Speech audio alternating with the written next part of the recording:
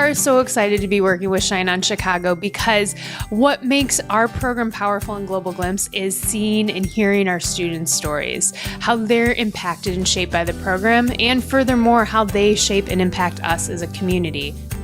It's relevant in today's political environment because it gives youth an opportunity to get a glimpse of what's going on outside of the United States and get a different perspective of people from other countries. I think it also helped me personally to get the opportunity to learn how to be a better leader here back at home by having that experience by going to another country and learning about a culture and serving there as well. One story that stood out to me was when we traveled to a dump and we visited Doña Francisca. And her story was inspiring to me is because the fact that she works at this dump every day and what she gets from the dump, what she finds is how she thrives in Nicaragua and what she lives off of. She has no government support. And what was so inspiring about her was the fact that even though she doesn't have the greatest job, she still goes every day with pride trying to provide for her family.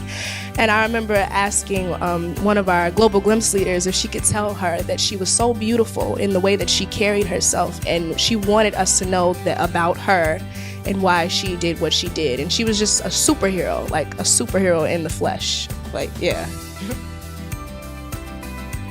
And I know in this day and age that technology base is a huge thing, and some people are not used to having their phones, and with the trip, it does get you comfortable with not having your phone. It does get you comfortable with having to talk to people, having to express some things face to face, and that does set you up for jobs and interviews and colleges especially. Going to Ecuador truly showed me like what diversity looks like. Ecuador, everyone comes in different colors, different shapes, and it just amazed me about how unified a country can be, but also how different everyone can look. And so coming to America, I've learned to be more open-minded, of seeing new people. I think that is really important for every student to study abroad. We got to step out of our comfort zone, got to experience a new culture. In Ecuador, there's a big problem with just like the education that kids can have, and it made me more, more conscious of the education and the liberty that I'm given in America. Immediately after disembarking from our bus, Doña Justina greeted all of us glimpsers and leaders with hugs so heartfelt that I could feel her pouring her strength, love, and kindness through her arms. Justina lives on top of a mountain overlooking her community. She explains that she climbs this mountain countless times a day and always in heels to get supplies. Throughout the day, she would call us her hijas and hug and kiss us and constantly tell us how much of a blessing we were. She is the strongest woman I have ever met. I think that Cañada de las Palmas was like a really big part of why I loved the trip so much, just because I didn't know if I was going to be ready to do something like that. 2 weeks in a foreign country with a language that I'm learning, with people that I don't know.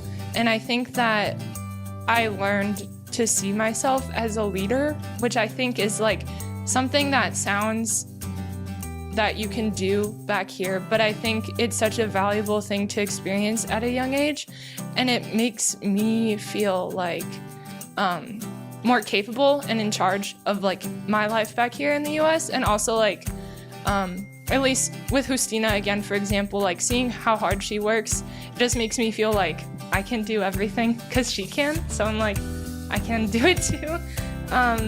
So I think it just provides you with a lot of leadership and life skills that are gonna help so much, not only in college, but like for the rest of your life and how you interact with others. I'm part of a group in my school called Junior JLTC. So there, my instructor, Sergeant Walker, he invited me up in front of the class to talk about what I learned and how has it like changed my life and how it could change someone else's life to have better views. And so when I was up there, I talked about Charito and like just living a life there. When I saw the people reaction, they're like, wow, like I want to do that too. I want to see like what she saw. I want to experience what she got to experience. And so when people come up to me and ask me questions like, were you nervous? Do you feel like anything changed you? And I tell them, yes, like like the experience was an amazing experience. Would I do it again? Of course, like in a million years. They would ask me, has my experience ever like changed the way I do in school now? And just like how I said before, it makes me want to strive better and makes me want to do better in not only my own life, but in other people's lives. When we had our education day, we got to go to shadow high school students.